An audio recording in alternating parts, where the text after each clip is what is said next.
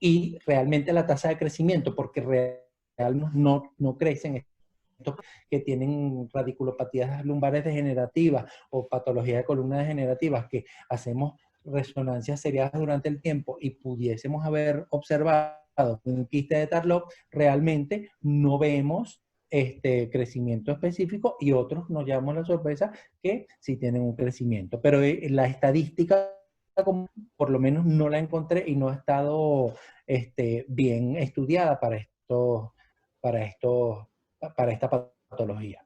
Se dice que generalmente, por las pocas estudios que tenemos de este tipo, es un poco más frecuente en mujeres, la tercera a la quinta década de la edad, pero realmente no hay una evidencia científica de que estas observaciones que hicieron en los estudios que revisé fuese como para dar unas características clínicas epidemiológicas específicas.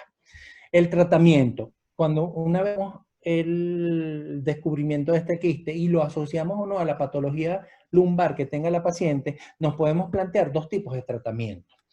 Primero, el tratamiento estándar, que es el tratamiento médico invasivo, que viene dado por la farmacoterapia, en la cual usamos analgésicos antiinflamatorios, en algunos pacientes todavía se usan esteroides, usamos relajantes musculares, podemos apoyar fisioterapia, todos estos medidas tendientes a disminuir el dolor de los pacientes, y podemos usar neuromoduladores cuando viene acompañado algunos síntomas de disestesia en el área genital que no son del todo infrecuentes en el paciente. Posteriormente, pudiésemos, o la literatura o la revisión que hicimos, dice que el tratamiento puede ser no invasivo o mínimamente invasivo, como lo es la descompresión epidural, la cirugía percutánea por TAC, que no es más que la tomografía, el drenaje de los quistes, en algunos casos, seguido del drenaje del quiste. En algunos momentos se utilizó mucho la fibrina para crear la marsupialización del quiste y el cierre químico del mismo. Por ejemplo, aquí tenemos un caso que encontré en la literatura, donde el quiste A fue drenado por tomografía y ellos hacen 6 meses después un seguimiento imagenológico donde vemos que el quiste en teoría no había presentado recidiva. Se dice en otras literaturas encontradas que la recidiva de estos procedimientos, tanto los farmacológicos como los mínimamente invasivos, es bastante frecuente. Después, aquí tenemos otro paciente al cual esto se considera una cirugía fallida, porque a este paciente se le drenó el quiste y se le inyectó fibrina y hizo una pseudotumoración que posteriormente, según leí en la literatura, hubo que hacer una laminectomía descompresiva y la evolución fue bastante torpida de este paciente porque hubo que sacrificar hasta algunas raíces sacras. En cuanto al tratamiento quirúrgico, en un principio se hacía mucho la laminectomía. Hacían laminectomías L5, DC1 y trataban mediante la laminectomía, hacer descompresión del quiste. Después, posteriormente, la colocación de catéter primero, en primera instancia, lumboperitoneal, a la experiencia en toda la serie. Después hicieron, cuando empezaron a realizar microcirugía, que fundamentalmente era la fenestración de la invindicación, que no es más que el sobreponer esas fenestraciones que estábamos haciendo como una especie de pescado y disminuir el volumen. Y en los casos más radicales estuvo como técnica quirúrgica que emplearon algunos estudios, fue la resección completa del quiste, pero con la consecuente alteración de la función neurológica de las raíces o de los nervios que estaban involucrados en ese quiste, dependiendo del volumen. Algunas literaturas dicen que cuando el quiste es mayor de 1,5 centímetros son los que fundamentalmente van a dar síntomas, que quistes menores de 1,5 centímetros raramente dan algún tipo de síntomas. Entonces, hacemos al paciente en la imagen de la izquierda, abordamos los planos, hacemos con la técnica habitual la llegada a la unión lumbosacra.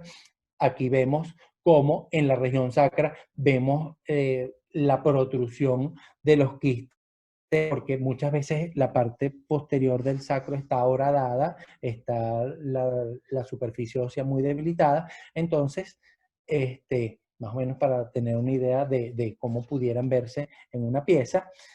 En este caso, de esta resonancia, es un paciente postoperado, que por eso la importancia de cuáles de las clínicas de nuestros pacientes es debida al componente lumbar y cuál de la clínica de nuestros pacientes que tienen estos quistes es realmente debida al componente sacro del quiste per se.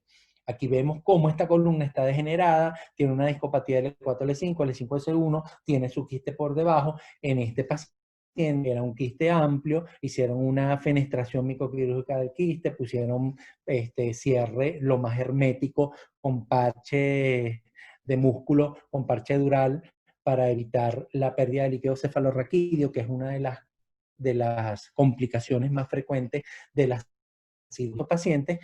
Y fundamentalmente estas son las técnicas quirúrgicas. En cuanto al estudio de cuáles técnicas quirúrgicas han sido las más realizadas y las que han tenido mayores tasas de éxito, revisé varios estudios. Uno de los más completos fue este estudio por la Universidad de Casablanca, donde ellos pusieron sus pacientes comparado con una revisión exhaustiva de la literatura. Vemos que hay 3, 19, 10 casos, 15 casos, 13 casos, 11 casos, 2 casos, con las diferentes técnicas quirúrgicas que describimos anteriormente, donde la tasa de mejoría de los síntomas fue, por ejemplo, vemos el primero de Langdon y colaboradores, vemos que es una tasa del 100% de mejoría. Pero vemos que el número de pacientes es grande y vemos que en las complicaciones está una fístula de líquido cefalorraquídeo. Entonces, es aquí viene el problema de cuáles pacientes o cuál es el tratamiento óptimo. Hasta ahora, ninguno de los estudios, si bien es cierto que ellos por separado dicen que la quirúrgica, que ellos están más adecuada y tienen los mejores niveles de mejoría en los pacientes y de recuperación en el postoperatorio, porque hay unos pacientes, sobre todo los que tienen debilidad esfinteriana o dolor crónico en miembros inferiores, en una o ambas piernas, es en base a la mejoría de la escala visual analógica del dolor o de realmente la función de ese esfínter vesical o de anal. En el caso de la técnica quirúrgica donde hacemos la fenestración e imbricación del quiste, siempre se describe en todos los estudios revisados que debe hacerse en el transoperatorio electromiografías tanto vesicales, del esfínter vesical como del esfínter anal, para ver que cuando estamos haciendo esta disección microquirúrgica con microtijeras o con nuestros equipos de microcirugía, no vaya a haber compromiso de las estructuras. Recordemos que la mayoría de estos quistes están situados en S2. Por supuesto, los quistes de mayor altura pueden llegar hasta la unión del L5-S1 y hacia las raíces sacras inferiores. Entonces aquí vemos más o menos para que tengan un cálculo donde veían una mejoría más baja, que fue el 55,6% en médico en el 2011. La tasa fue solamente de 18 pacientes, aplicando, si se quiere, la misma técnica de fenestración e imbricación del quiste, y mira que ellos, su complicación igual fue una fístula. Los pacientes mejoraron realmente en un 55,6%. Todo esto, después de que Juan Pablo me invitara a hacer esta conferencia, me llama la residente de cuarto año y me dice que llegó una paciente con mucho dolor lumbar, que se le va una pierna, llegó a la emergencia, un EVA 7-8, cuando vemos a la paciente ya había sido previamente estudiada por algún colega que no era neurocirujano y le dijo que ella lo que tenía era una unos quistes, pero no le dijimos más nada. Cuando es mi sorpresa que vemos, y aquí está el caballero del que estamos hablando, en una paciente que nos llegó la semana pasada en la guardia al hospital. No es lo usual que nos lleguen con resonancia, pero al final sigue siendo bien importante porque si nos fijamos bien en el corte coronal, vemos que el L3, L4, L4, L5, todavía los discos están un poco hidratados y se puede ver la hiperintensidad discal, pero vemos que el L5S1 está disminuido de tamaño, hay algún agrosamiento de estructuras, y vemos más abajo como vemos un quiste de Tarlov que se va más hacia el lado radicular izquierdo de bastante importancia. Esta paciente todavía está en estudio y en vista de cómo estamos funcionando por el COVID, no hemos tomado ninguna decisión quirúrgica al respecto. Al final, la discusión. La discusión se basa fundamentalmente en, una vez que diagnosticamos que ese paciente, además de su patología lumbar, tiene una patología que se debe a estos quistes que encontramos como hallazgo en la resonancia y verificamos o ampliamos el conocimiento con tomografía, porque la tomografía que nos sirve también cuando hacemos el efecto mielográfico con, con contraste, vemos cómo, aunque inyectemos el contraste tecal, hay un paso diferido de días, semanas o hasta meses de la parte tecal hacia el quiste. Entonces sí hay generalmente en estos quistes una comunicación, pero como dije anteriormente, microscópica entre el saco dural y ellos. Y bueno, eso fue lo que al final hizo que la tomografía fuese como el estudio de expansión o de extensión además de la resonancia magnética, porque la resonancia, como dije anteriormente, nos permite ubicar todo esto. Entonces, una vez que tenemos esto, ¿qué le vamos a hacer al quiste? Hay escuelas que siguen haciendo laminectomía descompresiva. Los estudios dicen que la laminectomía descompresiva, un tratamiento parcial. Hay otros que hacen drenaje del quiste. También dicen que la mejoría, aunque es rápida, no es progresiva en el tiempo. En el tiempo este quiste seguramente va a tener una recidiva y va a volver a producir síntomas. Vamos a tener entonces la derivación lumboperitoneal, ya casi no se realiza, la derivación quiste subaracnoidea, acompañada de fenestración y acompañada de imbricación del quiste, es lo que más se está utilizando, porque se cree que es la forma más fácil de no dañar completamente las estructuras nerviosas que están dentro del quiste o que están constituyendo las paredes del quiste y evitar recidiva.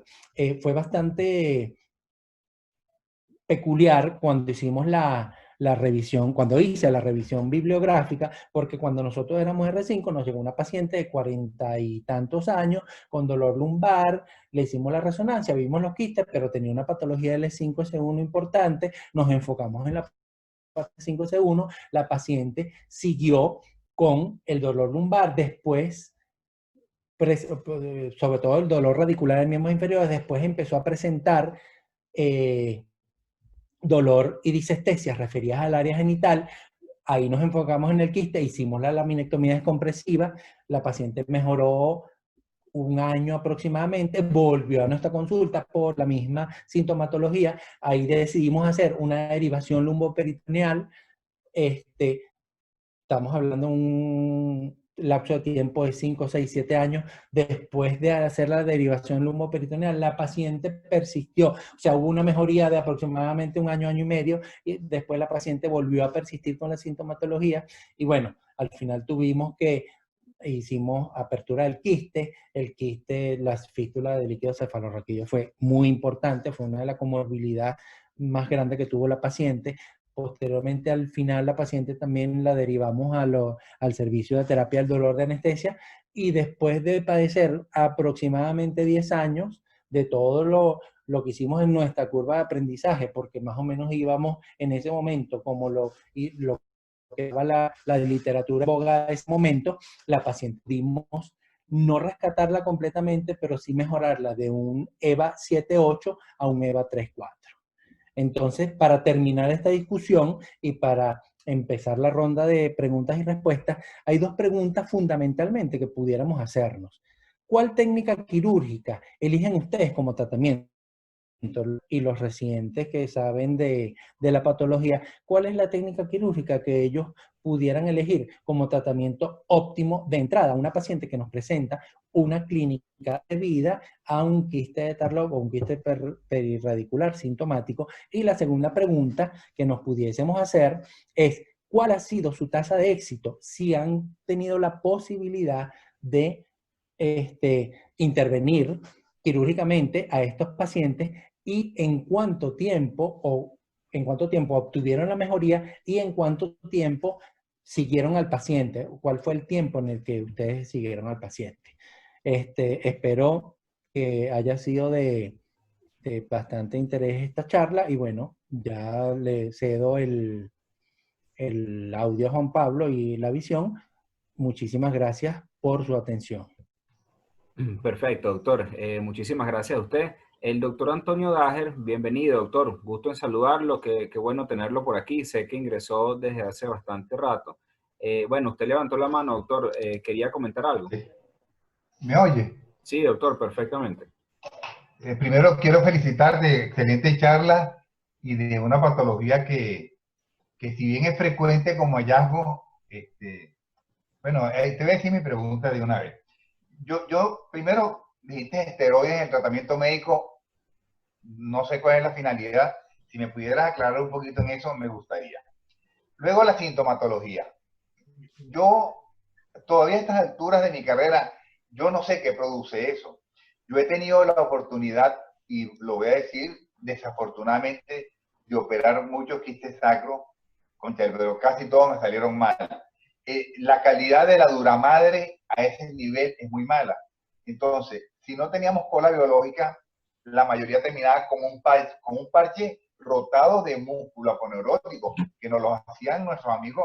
Yo trabajo en un hospital oncológico, nos los hacían nuestros amigos oncólogos porque eran colgados musculoaponeuróticos pediculados. Hicimos la minectomía, en esos casos el quiste siempre creció. Siempre que quitamos la pared, el quiste no creció. Y pusimos, por supuesto, varios catéteres lumboperitoneales con resultados mediocres porque la mayoría de esos quistes son tabicados. Quisiera saber cómo me puedes ayudar con eso y felicitaciones de nuevo. Muchas gracias, doctor, por su comentario. Bueno, doctor Alejandro, Sí. ¿tiene algún...? Oye, Juan Pablo. Sí, le escucho perfectamente, todos le oímos. Okay. Doctor, compartimos la misma tasa o el mismo nivel de frustración en estos pacientes, porque realmente, yo hice una revisión bibliográfica y cuando decían del uso de dexametasona, era como colocación intraquística, o sea, ellos hacían drenaje del quiste y en algunos casos que leí de autores estadounidenses, por supuesto, yo hice como una cronología de lo que se empezó a hacer hasta cuál es el último procedimiento que supuestamente está siendo en boga, pero vuelvo a decirle, doctor, no hay un protocolo establecido porque realmente no ha habido un metaanálisis que nos dé a nosotros las herramientas para decir, bueno, lo mejor que podemos hacer nosotros por estos pacientes es hacerle una laminectomía o hacerle una lumotomía o hacerle una derivación lumboperitoneal, una derivación cisto-subaracnoidea. Realmente nadie se pone de acuerdo qué es lo que cuál es lo más adecuado para estos pacientes. Realmente, sí, como dije anteriormente, la dexametasona la usaban, yo supongo que la usarían por algunas propiedades antiinflamatorias que todos sabemos que tienen los esteroides, pero realmente también pudiera ser pudiera ser como una reacción química parecida a la que se pudo haber tenido cuando se aplicaba fibrina, que en su momento también fue algo muy, muy establecido y ampliamente hecho por algunos de nosotros. Posteriormente hicimos la laminectomía y por eso traje a colación este caso de esta señora, que duró más o menos 10 años en el servicio de neurocirugía del hospital. Fue una de las que yo pude hacerle más seguimiento porque realmente cuando hice el paso de residente adjunto, pues la señora al principio pensaba patología lumbar, era una hernia L5S1 con una hipertrofia facetaria, no sé qué, no mejora, más bien empeora. Cuando hicimos como la parte neurológica de esa intervención L5S1, realmente vimos que los quistes a un ritmo que no es como el que dije en mis láminas anteriormente, y la señora sí empezó a tener dolores en la raíz de S1 y disestesias en el área genital. Realmente sí hay algunos pacientes que ellos refieren como cuadro clínico, además del típico, la típica lumbociatalgia, sí refieren que algunas sensaciones disestésicas, urentes en algunos casos y realmente molestas en otros, pero no de una intensidad tan grande hacia el área genital, y cuando lo podemos correlacionar con la imagen, vemos que estos pacientes tienen quistes. Eso sería en base a la respuesta. Actualmente, uno de los estudios más interesantes de lo último que hacen, que como le digo, es la resolución microquirúrgica con la fenestración y la imbricación, y en algunos casos acompañada de esa derivación quístico-subaracnoidea. Ellos vieron que usar eso o usar solamente la fenestración sola, por ejemplo, la tasa de mejoría era exactamente igual y era aproximadamente un 80%, y que el 20%, donde tenemos el 80% de mejoría, ese 20% de los pacientes permanecía igual o un poco peor, y en el otro caso que usaban solamente uno de los métodos, bien sea la imbricación o la fenestración, no tres juntos, la tasa de mejoría fue 82%, y la tasa de que los pacientes siguieron igual o empeoraron un poco fue el 18%, lo cual no nos da realmente una diferencia estadística. Por supuesto, lo que usted dice es completamente cierto. Primero, la primera sorpresa es que el sacro, eso es como, y me perdonan la expresión, como una oblea, como una hostia. Eso apenas pones una pinza, ya eso está roto. Y la duramadre, exactamente con las mismas características. Parece un papel celofán de lo más fino y lo más friable que podamos hacer, y por eso, si está escrito en casi todas las series que la fístula del líquido cefalorraquídeo postquirúrgica es muy, muy frecuente. ¿Cuál sería el beneficio de la microcirugía? El beneficio de la microcirugía sería que cuando hacemos todo esto, hasta ellos lo plantean con cirugías mínimas invasivas, y en algún momento llegué a leer que algunos estaban planteando vías endoscópicas mínimamente invasivas. Es que aunque haya esa pequeña capa o en la parte posterior del sacro, igual en los forámenes, en la parte anterior, pues eso le da un continente a ese contenido, que cuando nosotros hacemos la resección de la lámina, hacemos la resección de esa pared posterior del sacro, pues le quitamos ese continente, entonces ese contenido tiene más espacio para hacer para crecer, para no tener un límite en el cual está confinado. Seguramente, como esos son procesos muy largos y solamente nosotros vamos a hacerle resonancia a los pacientes cuando ellos no tienen síntomas, porque no hay ningún estudio donde nosotros realmente vayamos viendo la evolución de un paciente a través de su vida con resonancia magnética, pues por supuesto es un poco difícil. Por eso es que esta patología, cuando se presenta y cuando nosotros a veces operamos a los pacientes porque le damos todo el peso a la columna lumbar o a la unión lumbosacra, los pacientes siguen iguales. Entonces estos pacientes son los que es el reto, y por eso es que viene la discusión. Entonces me gustaría saber la opinión de los otros colegas acerca de esto. Perfecto, doctor Alejandro. Bueno, entonces esperamos si alguien tiene algún comentario que quiera también compartirlo, adicional al comentario y a la pregunta que ya hizo el doctor Antonio. No sé si alguien más quiere intervenir. Bueno, mientras tanto, yo quiero leer un comentario que escribió aquí en el chat el doctor José Sanguino en relación a la conferencia que usted dio. Él hacía una pregunta en un momento muy puntual y decía: hola, buenas noches. Y realmente si llegase a crecer es por el fenómeno de válvula, aunque no está muy dilucidado. Sería interesante hacer seguimiento una vez realizado el diagnóstico imagenológico. y de presentar clínica, no sé si estaría de acuerdo en solicitar una electromiografía a estos pacientes. Es el Bueno, comentario. realmente, realmente la electromiografía no es un estudio complementario. Ellos dicen, o sea, la literatura revisada, ellos planteaban hacer la electromiografía transoperatoria, porque recuérdate, como dije anteriormente, que estos quistes, como vienen de la unión de endoneuro y perineuro, de la raíz dorsal y el ganglio dorsal, pues estos quistes van a tener componentes nerviosos, bien sea en su pared o dentro de ellos, pero esos componentes nerviosos, ¿a dónde van? Si estamos hablando que la mayoría es S1, S2, S3, o van a miembros inferiores o van a hacer el nervio pudendo y van hacia la región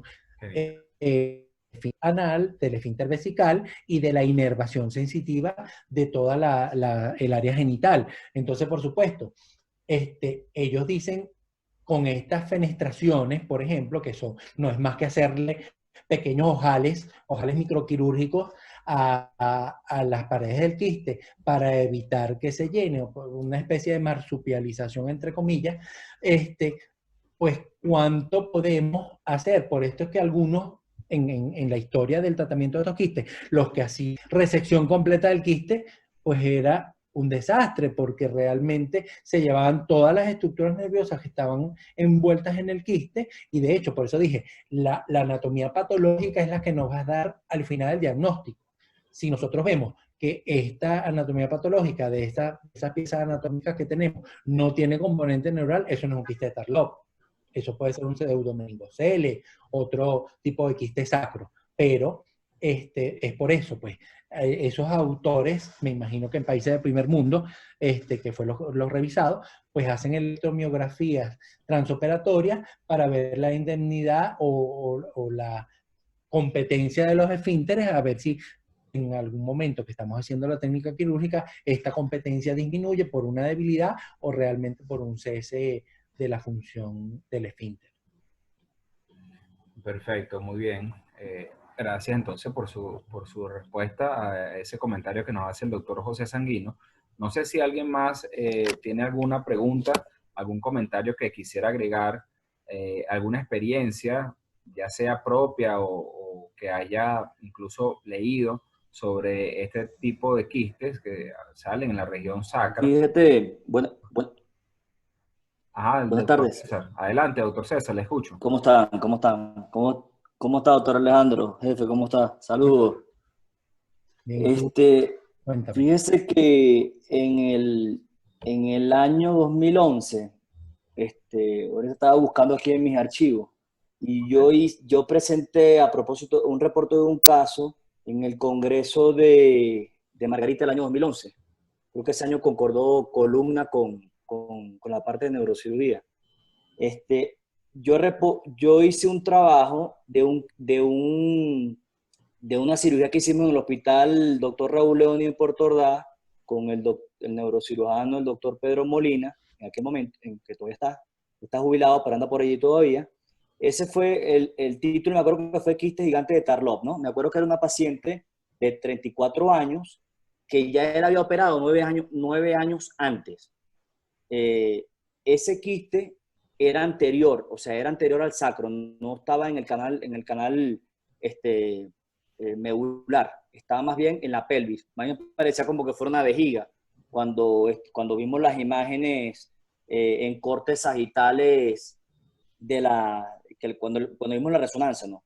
Entonces, yo me recuerdo que el abordaje no lo hizo un cirujano oncólogo porque era abdominal, nos fuimos por anterior y vimos que a través de los orificios sacros, no me acuerdo si era el S1, S2, salía ese mismo quiste que ya el doctor había drenado hace muchos años, y lo que hicimos fue que con sutura buscamos prácticamente el pedículo lo más próximo al orificio sacro y hicimos prácticamente como una ligadura, ¿no?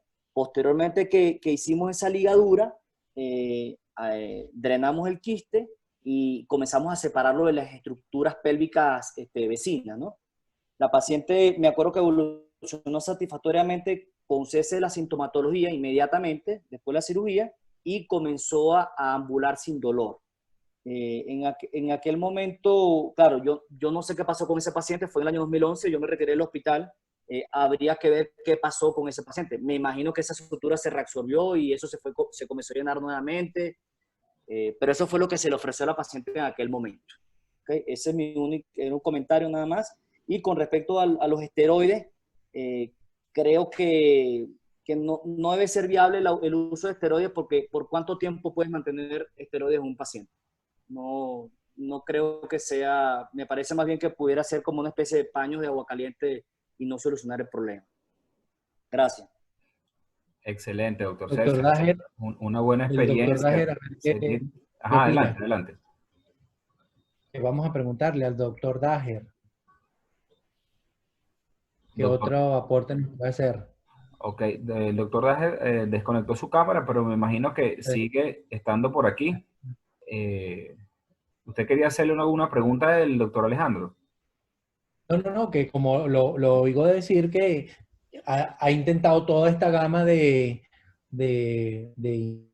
tratamiento quirúrgico de esta patología, con cuál ha visto mejor resultado y con cuál ha sido peor.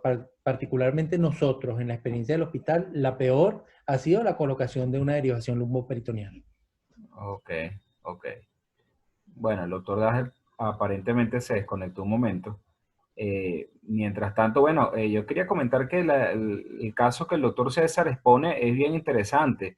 Sería muy útil haberlo documentado o si está documentado, presentarlo en algún momento, porque, bueno, según lo que el doctor Alejandro nos está comentando, los quistes siempre son posteriores, pero este entiendo que fue un quiste que se ubicó en la región sacra, pero por la parte anterior.